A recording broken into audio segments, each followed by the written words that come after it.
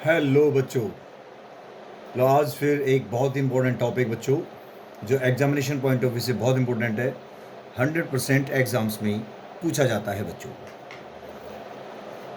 तो क्या है बच्चों, देखिए, measure to control excess and deficient demand. कि कैसे एक्सेस डिमांड और डेफिशिएंट डिमांड जब इकोनॉमी में होती है तो कैसे कंट्रोल किया जाता है बच्चों। एक्सेस डिमांड जब होती है बच्चों तो एक गैप आता है जिसे इन्फ्लेशनरी गैप हो जाता है बच्चों। जब एग्रीगेट डिमांड एक्सेस हो जाती है तो उस केस में एक गैप बन जाता है जिसे कहते हैं इन्फ्लेशनरी गैप। एक्सेस डिमांड का मतलब है बच्चों करंट एग्रीगेट डिमांड, ये ज़्यादा हो जाती है at aggregate demand required for full employment equilibrium. जब एग्रीगेट डिमांड रिक्वायर्ड है फॉर फुल एम्प्लॉयमेंट इक्विलिब्रियम पर उससे ज़्यादा हो गई है एग्रीगेट डिमांड, इसका मतलब ये हो गया कि भाई डिमांड ज़्यादा हो रही है, इसका मतलब मनी सप्लाई ज़्यादा है इकोनॉमी में। इसका मतलब पब्लिक के पास जो मनी है वो ज़्यादा है, इसलिए वो डिमांड एक्सेस हो रही है। डेफिशिएंट डिमांड में डिफ्लेशनरी गैप हो जाता है बच्चों।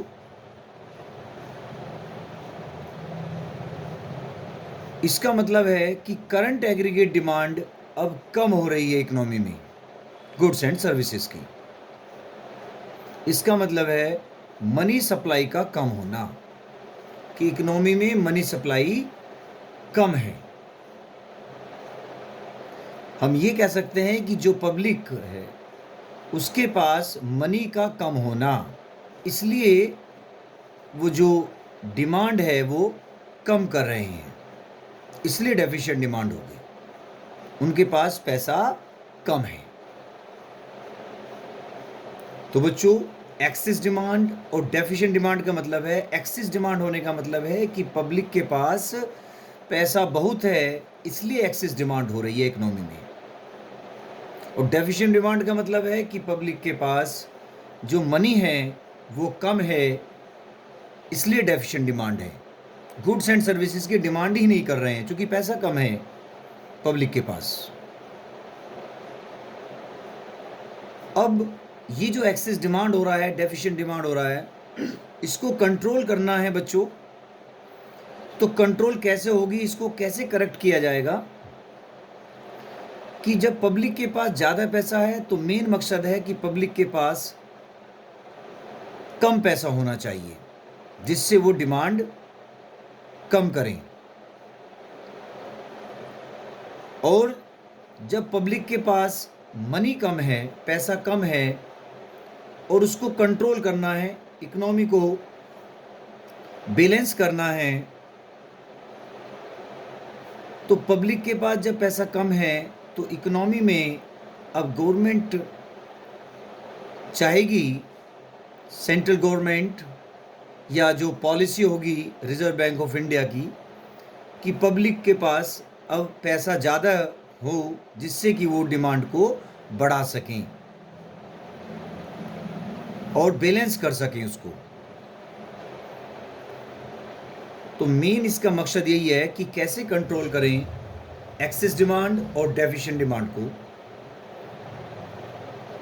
तो कंट्रोल और करेक्ट करने के लिए बच्चों दो पॉलिसी होती हैं, फिस्कल पॉलिसी और एक होती है बच्चों मॉनेटरी पॉलिसी, राजकोषीय नीति और मौद्रिक नीति। जो फिस्कल पॉलिसी है ये सेंट्रल गवर्नमेंट की पॉलिसी है, the policy of central government. क्या पॉलिसी है बच्चों कि चेंज इन गवर्नमेंट एक्सपेंडिचर, कि सरकार जो है अपने एक्सपेंडिचर में चेंज करेगी, या तो ज़्यादा करेगी या कम करेगी, जिससे कंट्रोल होगी एक्सेस डिमांड और डेफिशिएंट डिमांड। या दूसरे पॉइंट पर ये करेगी चेंज इन टैक्सेस को इंक्रीज करेगी या डिक्रीज करेगी, जिससे एक्सेस डिमांड और डेफिशिएंट डिमांड कंट्रोल हो जाएगी, इकोनॉमी बैलेंस में आ जाएगी। दूसरी मॉनेटरी पॉलिसी है। ये जो पॉलिसी होती है ये है बच्चों सेंट्रल बैंक की। सेंट्रल बैंक का मतलब reserve bank of India, RBI. उसके पास भी कुछ इंस्ट्रूमेंट्स होते हैं बच्चों, मॉनेटरी पॉलिसी के अंडर में आते हैं। जो policy reserve bank of India की है तो उसके पास इंस्ट्रूमेंट्स हैं जिनकी सहायता से वो इकोनॉमी में एक्सेस डिमांड और डेफिशिएंट डिमांड्स को कंट्रोल कर लेता है। तो इंस्ट्रूमेंट्स में बच्चों आरबीआई के पास क्वांटिटेटिव इंस्ट्रूमेंट्स दो तरह के हैं उस पर, और दूसरा है क्वालिटेटिव इंस्ट्रूमेंट्स। जो क्वांटिटेटिव इंस्ट्रूमेंट्स है जैसे बैंक रेट पहला इंस्ट्रूमेंट्स, रेपो रेट दूसरा instruments. Bank rate long term के लिए है और रेपो रेट शॉर्ट टर्म के लिए होता है। रिवर्स रेपो रेट, उसके बाद ओपन मार्केट ऑपरेशंस और LRR legal reserve requirement. LRR legal reserve ratio या लीगल रिजर्व रिक्वायरमेंट। इसके दो कंपोनेंट हैं, सीआरआर और एसएलआर। उनकी हेल्प से इकोनॉमी में एक्सेस डिमांड और डेफिशिएंट डिमांड को करेक्ट कर सकते हैं। या तो इंक्रीज करेंगे या डिक्रीज करेंगे। बैंक रेट की अगर हम बात करें, बैंक रेट को जो आरबीआई है या तो इंक्रीज करेगा या डिक्रीज करेगा। रेपो रेट में भी वही इंक्रीज या डिक्रीज। रिवर्स रेपो रेट को भी इंक्रीज डिक्रीज। और ओपन मार्केट ऑपरेशंस में यहाँ पर गवर्नमेंट जो सिक्योरिटीज होती हैं उनको सेल और परचेज किया जाता है। और लीगल रिजर्व रेशो में भी जो कंपोनेंट्स हैं सीआरआर एसएलआर, उनको ये तो इंक्रीज करेंगे या डिक्रीज करेंगे। इससे इकोनॉमी में एक्सेस डिमांड और डेफिशिएंट डिमांड्स को कंट्रोल कर सकते हैं। दूसरा है क्वालिटेटिव इंस्ट्रूमेंट्स। पहला क्वांटिटेटिव और दूसरा है क्वालिटेटिव इंस्ट्रूमेंट्स। जो क्वालिटेटिव इंस्ट्रूमेंट्स है उसमें आता है बच्चों मार्जिन रिक्वायरमेंट और एक आता है मोरल सस्टेन, और भी हो सकते हैं। तो मार्जिन रिक्वायरमेंट में या तो उसको इंक्रीज करेगा या डिक्रीज करेगा।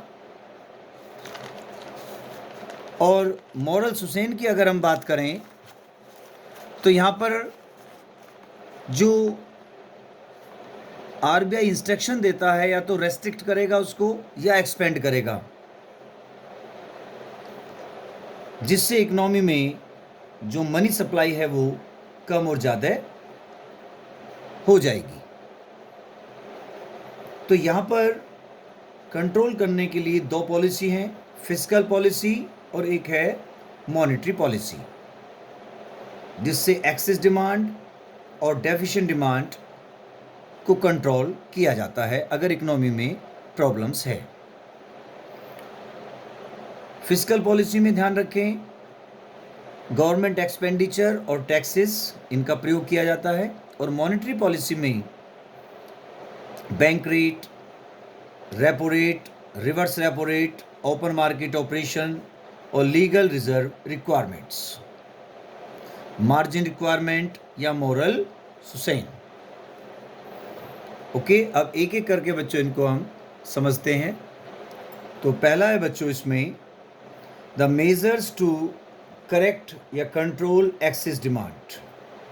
कैसे एक्सेस डिमांड को कंट्रोल किया जाएगा कि इकोनॉमी में ज़्यादा डिमांड हो रही है बच्चों गुड्स एंड सर्विसेज की, तो कैसे कंट्रोल करें। तो यहाँ पर दो पॉलिसी हैं, फिस्कल पॉलिसी और दूसरी है बच्चों मॉनेटरी पॉलिसी। फिस्कल पॉलिसी में जो पॉलिसी होती है बच्चों वो है आपकी सेंट्रल गवर्नमेंट।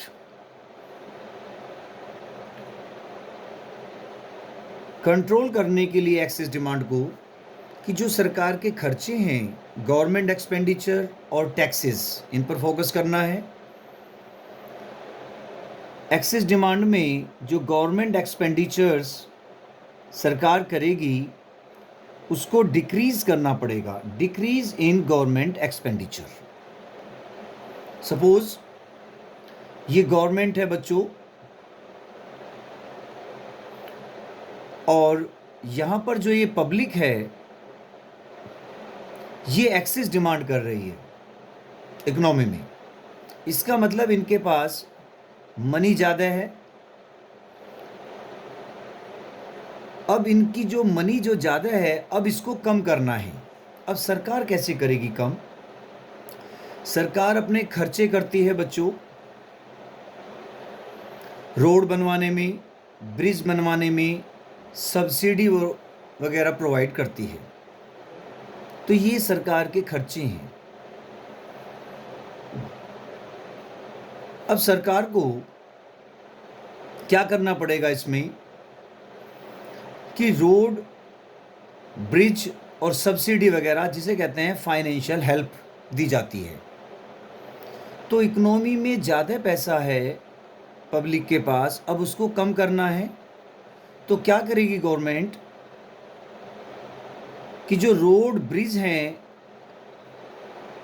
इन पर अब खर्चा कम करेगी, वो डिक्रीज इन गवर्नमेंट एक्सपेंडिचर। खर्चा कम करने से क्या होगा बच्चों,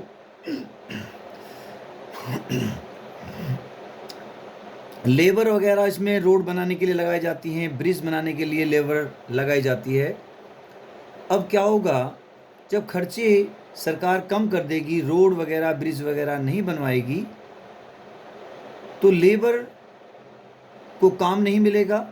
इसका मतलब उनको अब सैलरी भी नहीं मिलेगी। इसका मतलब क्या है कि जब यहाँ पर लेबर जो है इसमें इकोनॉमी में उनको पैसा जो है वो अब इनको कम मिलेगा। अब पहले ज़्यादा पैसा था इनके पास, वहाँ से अब बेरोजगार हो गए हैं, जॉब वगैरह उनकी चली गई हैं। तो अब इकोनॉमी में जो पैसा है वो पब्लिक के पास कम हो जाएगा। इसी प्रकार से सब्सिडी वगैरह जो प्रोवाइड करती थी सरकार, गवर्नमेंट खर्च करती है, अब सब्सिडीज़ पे भी कम खर्च करेगी, जिससे जो पब्लिक है उनके पास ज़्यादा पैसा था, अब वो पैसा क्या हो जाएगा बच्चों, कम हो जाएगा। तो मेन यही मकसद था कि जैसे उनके पास पैसा कम होगा पब्लिक के पास, तो वो जो डिमांड है अब वो नहीं कर पाएंगे गुड्स एंड सर्विसेज की। तो जो प्रॉब्लम चल रही थी एक्सेस डिमांड की कि एक्सेस डिमांड कर रहे हैं, अब वो डिमांड कम करेंगे। तो वही हमने इसमें लिखा है बच्चों कि डिक्रीज इन गवर्नमेंट एक्सपेंडिचर। अब सरकार को अपने खर्चे कम करने पड़ेंगे। The central government needs to reduce, आवश्यकता है उसको, इट्स एक्सपेंडिचर, अब जो खर्चे हैं उसको रिड्यूस करेगी। इन ऑर्डर टू, क्या होगा इससे, decrease level of aggregate demand. इससे क्या होगा, एग्रीगेट डिमांड जो है वो क्या हो जाएगी बच्चों, डिक्रीज, कम हो जाती है। पब्लिक के पास ज़्यादा पैसा था, सरकार ने खर्चे कम कर दिए, तो पब्लिक के पास अब पैसा कम हो गया है इन द इकोनॉमी। क्या होगा इससे, helps to control excess demand, और एक्सेस डिमांड में कंट्रोल करने में हेल्प मिलेगी। या हम ये कह सकते हैं inflationary pressure in the economy. तो यहां पर इस केस में जो खर्चे हैं सरकार को क्या करने पड़ेंगे, कम करने पड़ेंगे, डिक्रीज करने पड़ेंगे, और एक्सिस जो डिमांड हो रही थी वो क्या हो जाएगी बच्चों, कंट्रोल, करेक्ट हो जाएगी। दूसरा क्या करेंगे इसमें, इंक्रीज इन टैक्सेस। जो टैक्स वगैरह हैं अब सरकार क्या करेगी, टैक्सेस को इंक्रीज करेगी, बढ़ाएगी। ये गवर्नमेंट है बच्चों, ये एक्सेस डिमांड जो पब्लिक कर रही है, इसका मतलब इनके पास मनी ज़्यादा है, उसको अब कम करना है। कम कैसे होगा, टैक्सेस को इंक्रीज कर दीजिए। सरकार टैक्सेस को इंक्रीज करेगी कि सपोज ये शुरू में 1000 रुपये टैक्स के देते हैं बच्चों, ये 1000 रुपीज़। जैसे टैक्स इंक्रीज हुए, पहले 1000 रुपये टैक्स देते थे, और जैसे इंक्रीज हुए टैक्स, अब उन्होंने 5000 रुपये टैक्स दिया। इसका मतलब इनके पास ज़्यादा पैसा था, तो पहले वो 1000 देते थे और अब टैक्स बढ़ने से 5000 दे रहे हैं, तो इसका मतलब है पब्लिक के पास पैसा कम हो गया। तो कम ही इसका मतलब जब कम हो गया पब्लिक के पास पैसा, इसका मतलब है कि जो एग्रीगेट डिमांड होगी अब वो डिक्रीज हो जाएगी, और जो इकोनॉमी में एक्सेस डिमांड चल रही थी अब वो क्या हो जाएगी बच्चों, कंट्रोल इन द इकोनॉमी। तो वही मकसद था कि इनके पास जो पैसा ज़्यादा है वो कम करना है। तो क्या करना पड़ेगा इसमें, इंक्रीज इन टैक्सेस, टैक्सेस को बढ़ाना पड़ेगा। The central government increase the rates of taxes, कि जो गवर्नमेंट है जो रेट ऑफ टैक्सेस के हैं उसको इंक्रीज करेगी। Even imposes some new taxes, और इम्पोज करेगी कुछ न्यू टैक्सेस, जिससे क्या होगा, to decrease in level of aggregate demand. जो एग्रीगेट डिमांड वो ज़्यादा कर रहे थे अब वो कम करेंगे in the economy, and helps to control the excess demand in the economy. और इससे क्या हो जाएगा, जो एक्सेस डिमांड कर रहे थे पब्लिक जो है गुड्स एंड सर्विसेज की, बार बार डिमांड कर रहे हैं, बढ़ाते जा रहे हैं, क्योंकि पैसा ज़्यादा था, अब उनका पैसा कम हो गया, तो अब क्या हो जाती है, कंट्रोल हो जाती है एक्सेस डिमांड इकोनॉमी में। ओके, अब नेक्स्ट है बच्चों, दूसरी पॉलिसी है मॉनेटरी पॉलिसी। ये जो पॉलिसी है ये है बच्चों सेंट्रल बैंक की, the policy of central bank RBI, reserve bank of India. तो इसके पास इंस्ट्रूमेंट्स हैं जिससे इकोनॉमी में जो एक्सेस डिमांड हो रही थी उसको कैसे कंट्रोल करेगा वो, उसके पास इंस्ट्रूमेंट्स हैं। एक तो है बच्चों क्वांटिटेटिव इंस्ट्रूमेंट्स, जिसमें क्या क्या आते हैं, bank rate, repo rate, reverse repo rate, open market operations और लीगल रिजर्व्स रिक्वायरमेंट। अब इनको क्या करेगा बच्चों उस केस में, जब एक्सेस डिमांड हो रही है तो बैंक रेट को इंक्रीज करेगा। क्या करेगा वो, बैंक रेट को इंक्रीज करेगा, कौन, आरबीआई। तो आरबीआई क्या करेगा, बैंक जो रेट है उसको इंक्रीज कर देगा, बढ़ा देगा। और ये बैंक रेट जो है बच्चों, जब लोन कॉमर्शियल बैंक्स आरबीआई से लेते हैं तो ये लॉन्ग टर्म्स के लिए लिया जाता है, long terms need loan.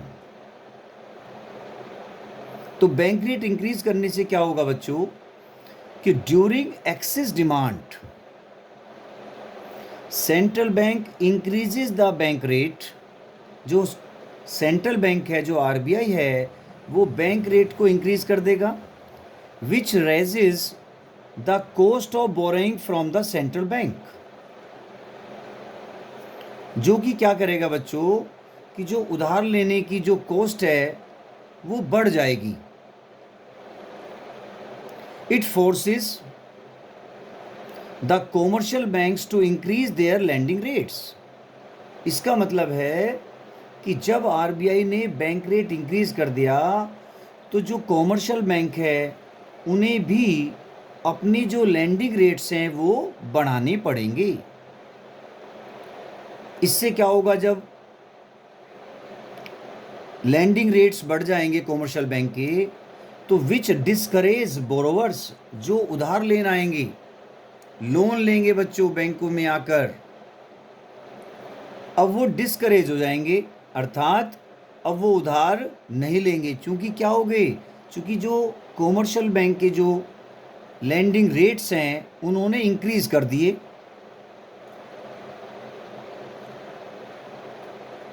It reduces the money supply in the economy. इससे क्या होगा कि जो मनी सप्लाई है इकोनॉमी में वो कम हो जाएगी, क्योंकि पब्लिक जो है ज़्यादा रेट होने से कारण वो लोन अब कॉमर्शियल बैंक से नहीं लेंगे, जिससे जो मनी सप्लाइंग है वो क्या हो जाएगी बच्चों, रिड्यूस, कम हो जाती है। और जब कम हो जाएगी तो it helps to control excess demand in the economy. तो जो इकोनॉमी में एक्सेस डिमांड चल रही थी वो क्या हो जाएगी, कंट्रोल। चूंकि आरबीआई ने बैंक रेट इंक्रीज करा तो कॉमर्शियल बैंक को भी अपने जो लैंडिंग रेट्स हैं वो बढ़ाने पड़ेंगे, जिससे जो पब्लिक जब लोन लेने के लिए आएगी वहाँ पर तो वो क्या होंगे बच्चों, डिस्करेज हो जाएंगे, अर्थात वो लोन एक तरह से बच्चों जो नहीं लेंगे, चूँकि महंगे हो गए हैं। और मनी सप्लाई जो है इकोनॉमी में क्या हो जाती है बच्चों, कम हो जाती है। जब वो लोन ही ले रहे तो इकोनॉमी में पैसा नहीं जाएगा। तो मेन मकसद यही है एक्सेस डिमांड में कि जो पब्लिक के पास पैसा है वो कम करना है, तो उनके पास कम हो जाता है। दूसरा है बच्चों इंक्रीज इन रेपो रेट। अब रेपो रेट को इंक्रीज कर दो, ये बिल्कुल सेम है, बैंक रेट और रेपो रेट दोनों सेम हैं, केवल जो रेपो रेट है वो शॉर्ट टर्म नीड्स लोन है, शॉर्ट टर्म के लिए लोन लिया जाता है बच्चों। कॉमर्शियल बैंक आरबीआई से कम समय के लिए लोन लेते हैं। और बैंक रेट की बात करें अगर हम, तो वो लॉन्ग टर्म्स नीड लोन्स होते हैं।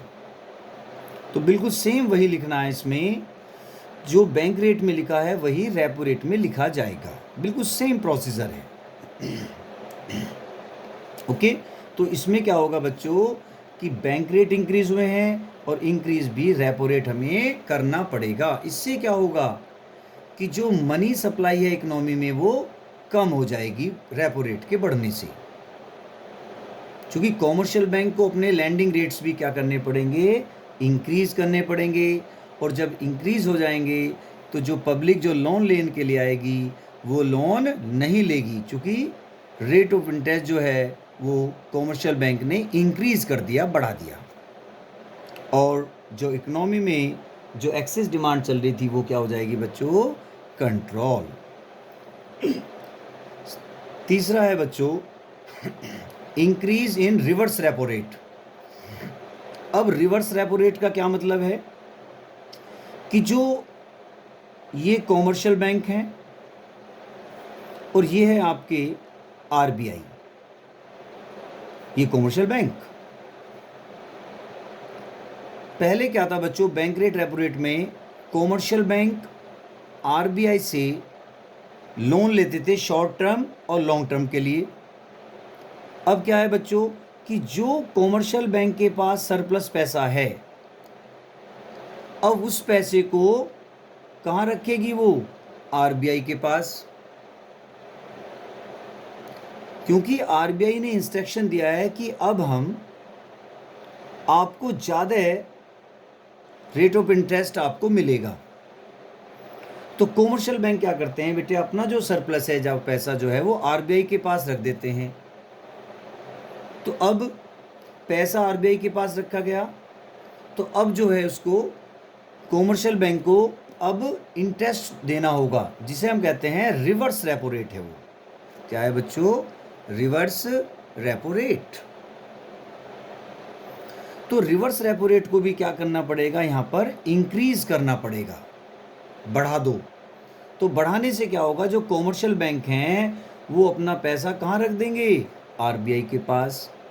तो कॉमर्शियल बैंकों की जो कैपेसिटी है लोन देने की वो कम हो जाएगी, क्योंकि उनके पास अब पैसा नहीं रहेगा, जिससे पब्लिक में पैसा भी कम जाएगा, लोन नहीं दे पाएंगे वो पब्लिक को अब। तो during excess demand reverse repo rate में be increased by the central bank. अब जो रिवर्स रेपो रेट है वो बढ़ जाएगा, किसके द्वारा, सेंट्रल बैंक के द्वारा। सेंट्रल बैंक क्या करेगा, रिवर्स रेपो रेट को भी क्या कर देगा, increased. It will reduce the credit creating power of the commercial bank. अब जो उनकी क्रेडिट क्रिएटिंग पावर है, जो लोन जो देते थे, अब वो क्या हो जाएगी, कॉमर्शियल बैंक की कम हो जाएगी, रिड्यूस। इसका मतलब है as a result the consumption expenditure और इन्वेस्टमेंट एक्सपेंडिचर में गेट रिड्यूस्ड। इसमें कंजप्शन एक्सपेंडिचर और इन्वेस्टमेंट एक्सपेंडिचर वो क्या हो जाएंगे, कम हो जाएंगे, रिड्यूस्ड हो जाएंगे, leading to reduction in the aggregate demand. इससे क्या होगा कि जो एग्रीगेट डिमांड कर रहे थे बार बार, अब वो रिडक्शन हो जाएगी एग्रीगेट डिमांड में। और क्या हो जाएगी, इकोनॉमी में जो एक्सेस डिमांड चल रही थी वो कंट्रोल हो जाएगी। तो यहाँ पर increase in reverse repo rate करना पड़ेगा। नेक्स्ट है open market operation. Open market operations का मतलब है कि जो गवर्नमेंट सिक्योरिटीज हैं उनको सेल ऑफ सिक्योरिटीज, अब जो सिक्योरिटीज को सेल करना पड़ेगा इस केस में।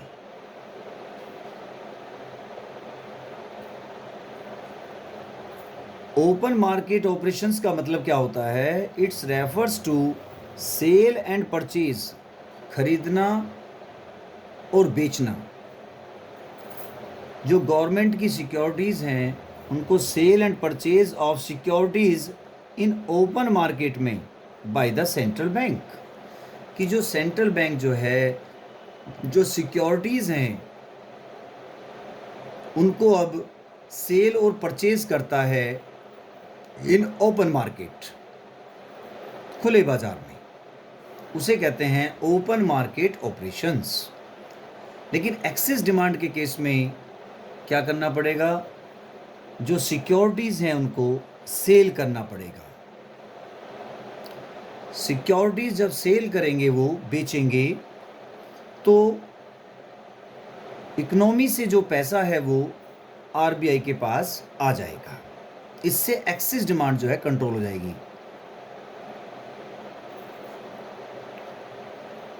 During excess demand the central bank offers securities for sale. Sale of securities, जब सिक्योरिटीज को सेल किया, reduce the reserves of commercial banks.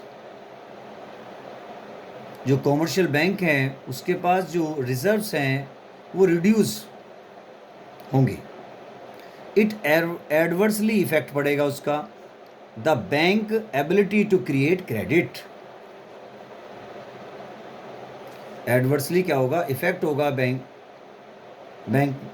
में एबिलिटी टू क्रिएट क्रेडिट, उसका एडवर्स इफेक्ट होगा। और इससे क्या होगा बच्चों कि जब एडवर्स इफेक्ट हो गया तो इकोनॉमी में decrease the level of aggregate demand. इससे क्या होगा कि जो एग्रीगेट डिमांड हो रही थी एक्सेस, वो डिक्रीज हो जाएगी इकोनॉमी में। इसका मतलब सेल ऑफ सिक्योरिटीज से क्या होगा बच्चों कि इकोनॉमी से पैसा जो है अब वो आरबीआई के पास चला जाएगा। तो इकोनॉमी से पैसा क्या कर लिया, कम हो गया। इसका मतलब है कि जब कम हो जाता है तो जो एग्रीगेट डिमांड है अब वो कम हो पाएगी। तो इसका मतलब क्या है, ओपन मार्केट ऑपरेशन। क्या करेंगे इसमें, सिक्योरिटीज़ जो आरबीआई है, रिजर्व बैंक ऑफ इंडिया, वो जो गवर्नमेंट सिक्योरिटीज़ हैं उसके पास, अब उनको सेल आउट करेगा, उनके पास सिक्योरिटी आ जाएंगी और पैसा आरबीआई के पास आ जाएगा। बैंकों से पैसा आरबीआई के पास, पब्लिक से पैसा आरबीआई के पास आ गया और सिक्योरिटीज उनके पास अब चली जाएंगी। नेक्स्ट है बच्चों LRR, legal reserves requirement.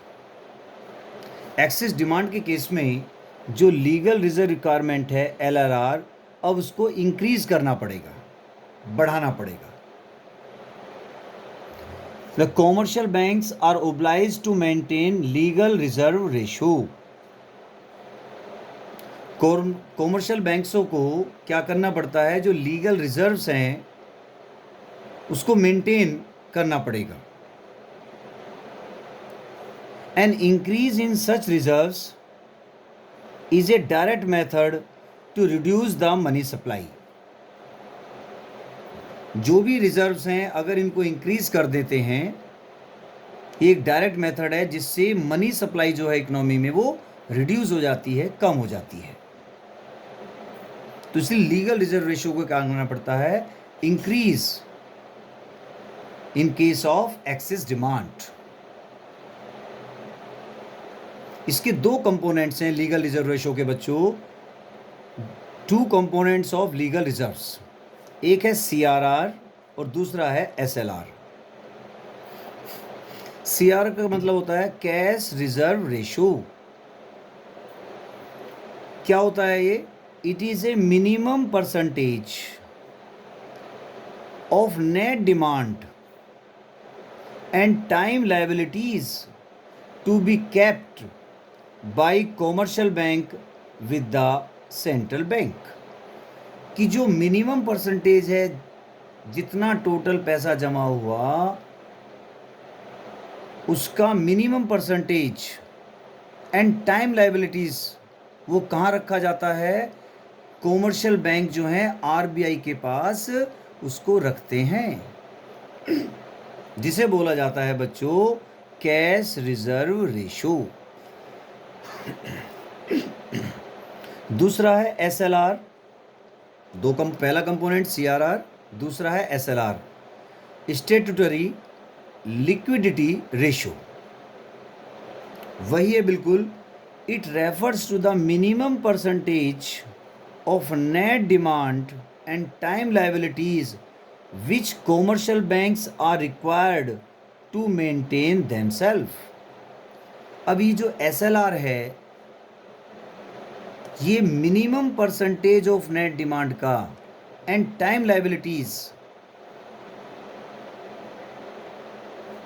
Commercial banks को जरूरत है वो अपने पास रखते हैं टू मेंटेन देमसेल्फ, मेंटेन करने के लिए।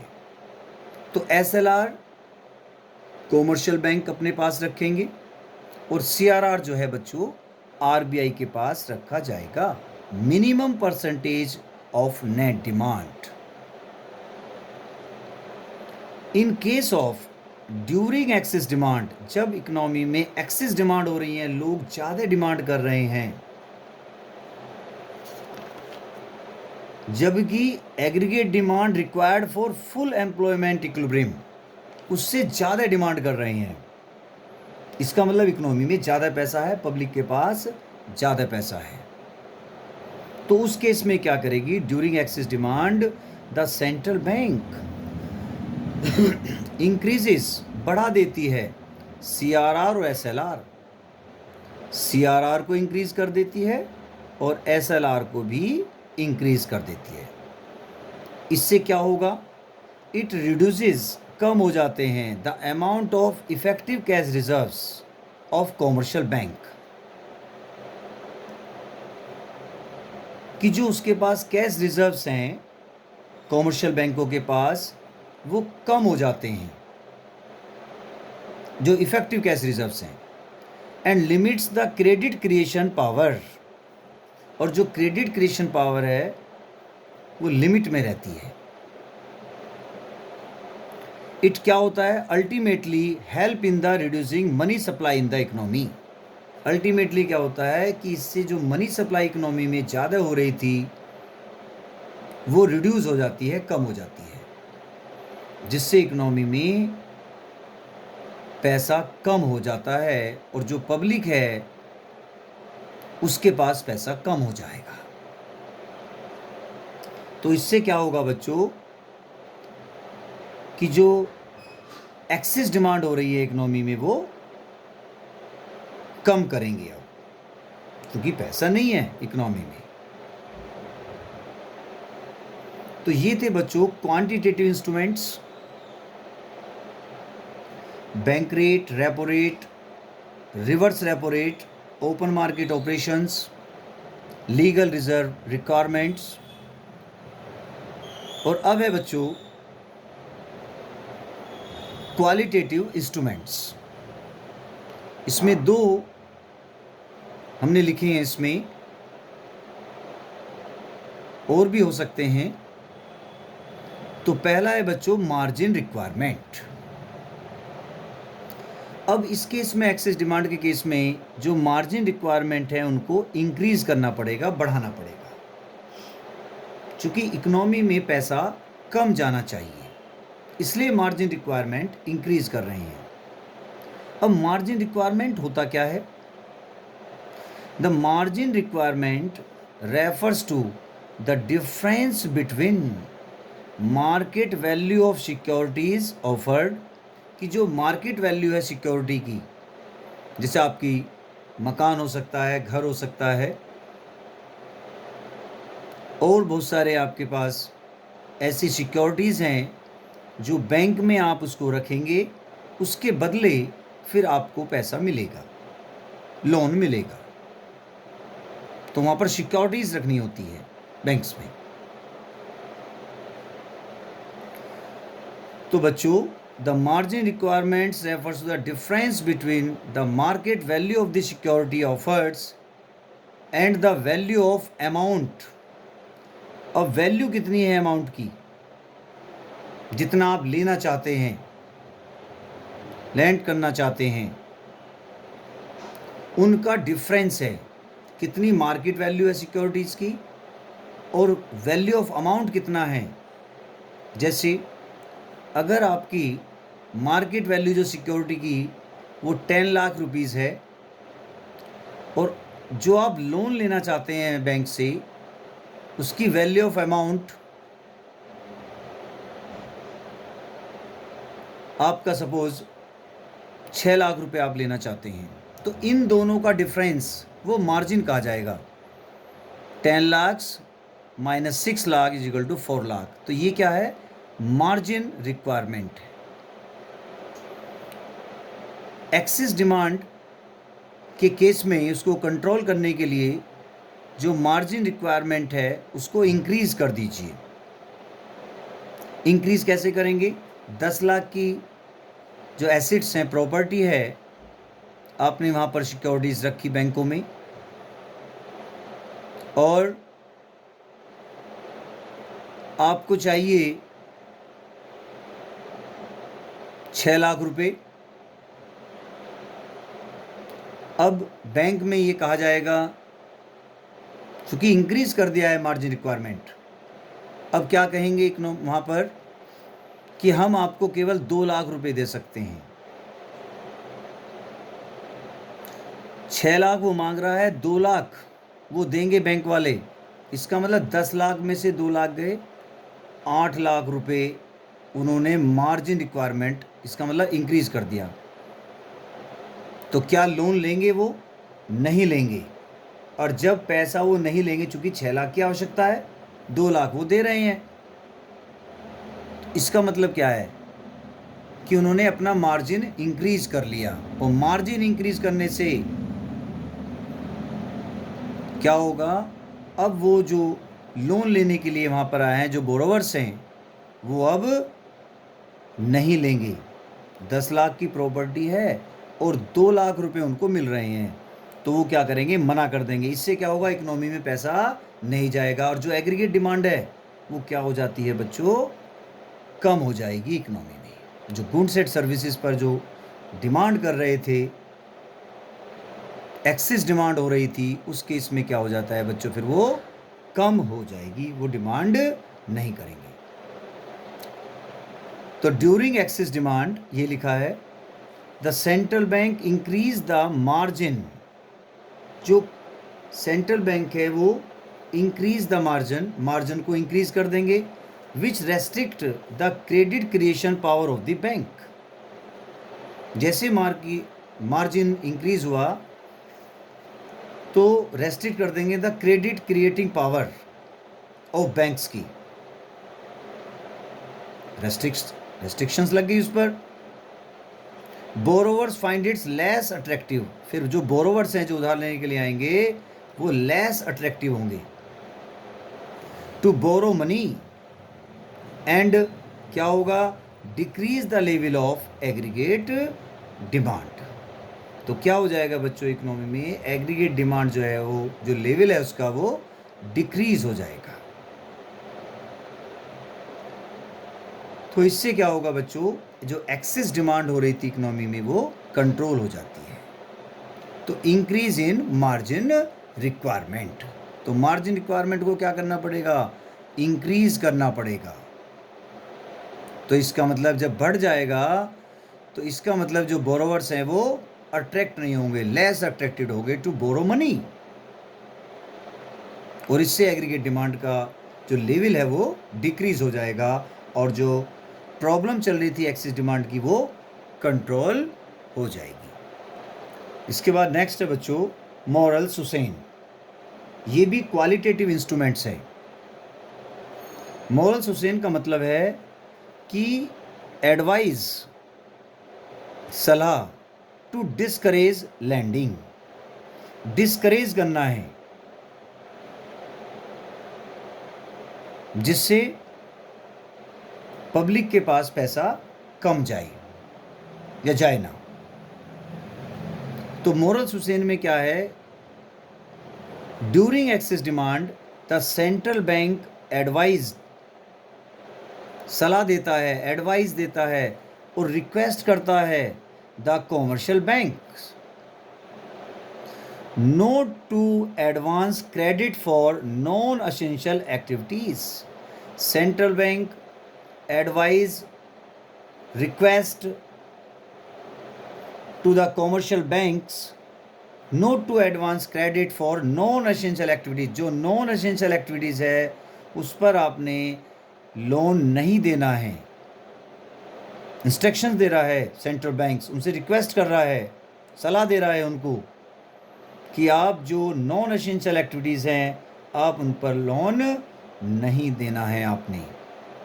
और जब वो पैसा ही नहीं देंगे उन पर तो क्या होगा कि जो अवेलेबिलिटी ऑफ क्रेडिट है, जो लोन लेने की जो उसकी अवेलेबिलिटी है वो क्या हो जाएगी बच्चों, रिड्यूस हो जाएगी। और जब रिड्यूस हो जाएगी तो इकोनॉमी में पैसा नहीं जाएगा, अर्थात लोगों की जो एग्रीगेट डिमांड है वो कम हो जाएगी और जो प्रॉब्लम चल रही थी एक्सेस डिमांड की वो कंट्रोल हो जाएगी। तो बच्चों बहुत ही इम्पोर्टेंट है, ये बहुत ही इजी हैं, ध्यान से समझने वाली, इसमें थोड़ा सा ध्यान देंगे आप तो अच्छी तरह आपको ये क्लियर हो जाएगा। तो एक्सेस डिमांड को कैसे कंट्रोल करें ये आपको अच्छी तरह आपने इसको लर्न करना है। Same procedure measure to correct deficient demand. अब कंट्रोल करनी है, डेफिशिएंट डिमांड इकोनॉमी में हो रही है, अब उसको बैलेंस करना है, अब उसको इंक्रीज़ करना पड़ा, बढ़ाना पड़ेगा। कैसे बढ़ाएंगे, अब पब्लिक के पास पैसा अब कम है, अब जो है पब्लिक को पैसा उसको बढ़ाना है जिससे वो डिमांड को इंक्रीज़ करें। तो डेफिशिएंट डिमांड्स को कैसे कंट्रोल करें, यहाँ पर फिर वही दो पॉलिसी हैं बच्चों, फिस्कल पॉलिसी और मॉनेटरी पॉलिसी। जैसा हमने पहले इसमें बताया, लिखने है, बिल्कुल लिखना ऐसे ही है। तो जो फिस्कल पॉलिसी है वो पॉलिसी है सेंट्रल बैंक की, the policy of central government है, सरकार की बात कर रहे हैं। क्या करेगी इसमें, यहाँ पर इंक्रीज इन गवर्नमेंट एक्सपेंडिचर। अब ये क्या करेगी सरकार, कि जो खर्चे हैं अपने, रोड, सब्सिडी वगैरह जो देनी है, अब इन पर क्या करेगी, खर्चों पर सर वो गवर्नमेंट जो है इंक्रीज करेगी। अब इंक्रीज करने से क्या होगा बच्चों, कि जो पहले सरकार ने डिक्रीज कर दिए थे गवर्नमेंट एक्सपेंडिचर, अब बढ़ाएगी, रोड वगैरह बनाएगी, जिससे लोगों को काम मिलेगा, और जब काम मिलेगा तो उनको पैसा आएगा उनके पास, और फिर वो डिमांड को क्या करेंगे बच्चों, इंक्रीज कर देंगे। जो प्रॉब्लम चल रही थी डेफिशिएंट डिमांड की, अब वो ऊपर होनी शुरू हो जाएगी, बढ़नी शुरू हो जाएगी। तो यहाँ पर क्या करना पड़ेगा, गवर्नमेंट एक्सपेंडिचर इंक्रीज करने पड़ेंगे, और जो टैक्सेस जो पहले ज़्यादा लगा रखे थे, अब उनको क्या करना पड़ेगा, डिक्रीज, कम करना पड़ेगा। टैक्सेस कम करेंगे, जो पहले ज़्यादा पैसा पे कर रहे थे, कि जो पब्लिक है ज़्यादा पैसा टैक्स में जा रहा था बच्चों उनका, अब वो कम हो जाएगा, चूँकि टैक्स जो हैं डिक्रीज हो गए हैं।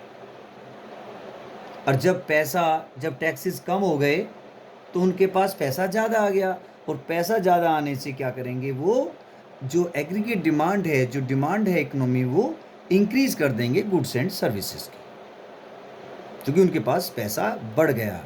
क्योंकि पब्लिक के पास पैसा कम है, अब वो ज़्यादा करना है, तो उसके लिए चल रहा है इंक्रीज इन गवर्नमेंट एक्सपेंडिचर, लोगों के पास ज़्यादा पैसा आ जाएगा, काम मिलेगा उन्हें। डिक्रीज इन टैक्सेस, टैक्स में कम करेंगे तो ज़्यादा पैसा बच गया, अब वो डिमांड को बढ़ाएंगे, इंक्रीज करेंगे। दूसरा है मॉनेटरी पॉलिसी, ये पॉलिसी है सेंट्रल बैंक आरबीआई की, तो उसमें दो इंस्ट्रूमेंट्स हैं, क्वांटिटेटिव और क्वालिटेटिव। क्वांटिटेटिव में जो इंस्ट्रूमेंट्स है, बैंक रेट को क्या करना पड़ेगा, पहले तो इंक्रीज कर रहे थे वहाँ पर चूँकि एक्सेस डिमांड थी, अब डेफिशिएंट डिमांड है, अब इसको जो पब्लिक के पास पैसा ज़्यादा होना चाहिए, अब कम है पब्लिक के पास पैसा, तो बैंक रेट को क्या कर दिया बच्चों, decrease in repo rate. Bank rate long term के लिए है और रेपो रेट शॉर्ट टर्म के लिए लोन, तो यहाँ पर क्या करना पड़ेगा, दोनों को डिक्रीज। रिवर्स रेपो रेट को भी क्या कर देंगे, डिक्रीज करने से क्या होगा बच्चों, जो प्रॉब्लम चल रही थी इकोनॉमी में डेफिशिएंट डिमांड की, अब क्या हो जाएगी, वो करेक्ट हो जाएगी, कंट्रोल हो जाएगी, कि लोग क्या करेंगे, अब उनके पास ज़्यादा पैसा हो जाएगा, तो वो डिमांड को इंक्रीज कर देंगे, बढ़ा देंगे। ओपन मार्केट ऑपरेशंस में क्या करना पड़ेगा, अब के जो सिक्योरिटीज़ पहले सेल आउट कर रखी थी, अब उन्हें परचेज कर लो। परचेज करने से क्या होगा, कि जो पैसा है आरबीआई के पास, अब वो पब्लिक के पास चला जाएगा, बैंकों में चला जाएगा, इकोनॉमी में, और जब पैसा हो गया तो लोगों की क्या करेंगे, अब वो डिमांड इंक्रीज करेंगे, क्योंकि अब जो सिक्योरिटीज़ मार्केट थी वो आरबीआई ने क्या कर ली, परचेज कर लिए, खरीद लिए। उनके पास अब क्या करेगा आरबीआई, उनको पैसा दे देगा, और सिक्योरिटीज़ आरबीआई के पास आ गई। डिक्रीज इन एलआरआर, जो लीगल रिजर्व रेशियो है, जो कंपोनेंट्स हैं सीआरआर एसएलआर, उनको दोनों को क्या कर देगा, डिक्रीज करने से क्या होगा बच्चों, कि जो पब्लिक है अब वो इंक्रीज कर पाएगी अपनी डिमांड को, और डेफिशिएंट डिमांड इससे कंट्रोल हो जाएगी। बिल्कुल सेम पहले की तरह है, बिल्कुल जो हमने उनमें लिखा है बिल्कुल सेम यहाँ पर लिखना है, केवल डिक्रीज की बात करेंगे इसमें। क्वालिटेटिव इंस्ट्रूमेंट्स में अगर हम बात करें, तो जो मार्जिन रिक्वायरमेंट थी, अब उनको डिक्रीज करना पड़ेगा। मॉरल सुसेन में अब एडवाइस यानी अब सलाह देंगे कि तुम एनकरेज करो लैंडिंग, अब उनको दो, जो नॉन एसेंशियल एक्टिविटीज़ हैं उन पर भी आप क्या करें, पैसा दो, एडवांस क्रेडिट दीजिए। पहले तो मना किया था, अब ये कहेंगे दो, जिससे पब्लिक क्या होगी बच्चों, उनके पास पैसा होगा, उनका पैसा कम था अब ज़्यादा हो जाएगा। इससे क्या होगा कि जो प्रॉब्लम चल रही है डेफिशिएंट डिमांड की वो बढ़ जाती है, जो कंट्रोलिंग है वो उस पर हो जाती है, करेक्ट हो जाती है एक तरह से। जो डेफिशिएंट डिमांड है कम हो रही थी, अब धीरे धीरे करेक्ट होनी शुरू हो गई है, जिससे इकोनॉमी है बैलेंस हो जाती है। तो ये इसमें चलता है बच्चों, बहुत ही इम्पोर्टेंट है और याद करने का तरीका बहुत ही इजी है। एक तरह से और समझते हैं चार्ट के द्वारा बच्चों इसको। तो बच्चों आप इसको हमेशा इसको रिवाइज करें, ध्यान से इसको पढ़ें, पॉइंट्स याद करें, और एक याद करने का और एक चार्ट है उसको हम देखिए एक्सप्लेन करते हैं। तो बच्चों एक चार्ट है जिससे आप इजीली इनको आप याद रख सकते हैं कि जब एक्सेस डिमांड और डेफिशिएंट डिमांड, उस केस में क्या इंस्ट्रूमेंट्स हैं, कैसे कंट्रोल करें, कैसे इसको करेक्ट करें बच्चों, वो ध्यान से समझिए कि फिस्कल पॉलिसी और मॉनेटरी पॉलिसी दो हैं। ये है बच्चों आपकी सेंट्रल गवर्नमेंट फिस्कल पॉलिसी, जिसमें गवर्नमेंट एक्सपेंडिचर और टैक्सेस की बात करेंगे। एक्सेस डिमांड में जो गवर्नमेंट एक्सपेंडिचर है वो डिक्रीज और टैक्सेस को इंक्रीज। डेफिशिएंट डिमांड के केस में जो गवर्नमेंट एक्सपेंडिचर है उनको इंक्रीज कर दें और टैक्सेस को decrease. Fiscal policy complete central government के द्वारा है fiscal policy. Monetary policy bye reserve bank of India, ये पॉलिसी जो है रिजर्व बैंक ऑफ इंडिया, उसके पास इंस्ट्रूमेंट्स हैं। कौन कौन से इंस्ट्रूमेंट हैं? क्वांटिटेटिव और क्वालिटेटिव। मैंने एक साथ लिखा है, आप एक साथ भी याद कर सकते हैं। Bank rate, repo rate increase, access demand में इंक्रीज करेंगे, ये देखिए increase. Reverse repo rate, CRR SLR increase, margin requirement increase. जो ओपन मार्केट ऑपरेशंस है उसमें सिक्योरिटी जो गवर्नमेंट से उनको सेल करेंगे, एक्सेस डिमांड करेक्ट हो जाएगी, कंट्रोल हो जाएगी जो एक्सेस डिमांड हो रही थी। और मॉरल सुसेन में रेस्ट्रिक्शन है, रेस्ट्रिक्ट कर देंगी जो नॉन एसेंशियल एक्टिविटीज़ है, आपने एडवांस क्रेडिट आपने नहीं देना है, रेस्ट्रिक्शंस है। और डेफिशिएंट डिमांड में bank rate, repo rate decrease, reverse repo rate decrease, CRR SLR decrease. और ओपन मार्केट ऑपरेशंस में जो गवर्नमेंट सिक्योरिटीज़ हैं उनको परचेज करेंगे। आप जो RBI है रिजर्व बैंक ऑफ इंडिया, वो क्या करेगा? परचेज खरीदेगा। यहाँ पर सेल किया एक्सेस डिमांड में, डेफिशिएंट डिमांड में परचेज। मार्जिन रिक्वायरमेंट यहाँ इंक्रीज किया था, अब यहाँ पर मार्जिन रिक्वायरमेंट कम करेंगे। 10 लाख की प्रॉपर्टी है, 9 लाख रुपए दे दो, तो मार्जिन कितना हो गया? 1 लाख। 10 लाख में से 9 लाख गए, 1 लाख रुपए मार्जिन हो गया, कम कर लिया, मार्जिन हो गया कम। इसका जब 9 लाख रुपए लोन मिल गया, अब इकोनॉमी में पैसा चला जाएगा, फिर वो क्या करेंगे? जो डिमांड है गुड्स एंड सर्विस पर डिमांड को इंक्रीज करेंगे।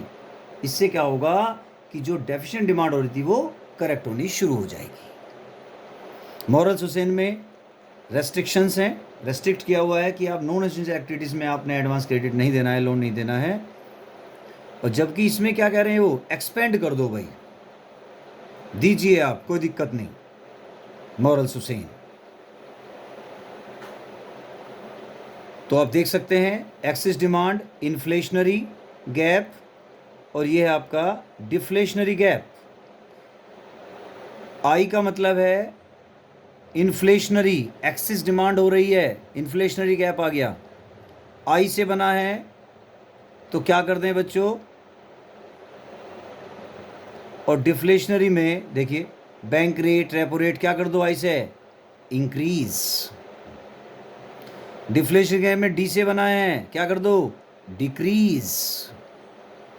याद रखने का तरीका। तो ये बहुत ही इंपॉर्टेंट है बच्चों, आप अच्छी तरह करें इसको, बहुत ही इजी है और एग्जामिनेशन पॉइंट ऑफ व्यू से बहुत ही इंपॉर्टेंट है। ओके बच्चों, ये ध्यान रखें बच्चों। और ये लेक्चर जो है आपको अच्छा लगा होगा तो कमेंट्स में आप बता सकते हैं, और कोई प्रॉब्लम्स हैं आप उसको लिख सकते हैं कमेंट्स में। ओके बच्चों, टेक केयर, बी हैप्पी।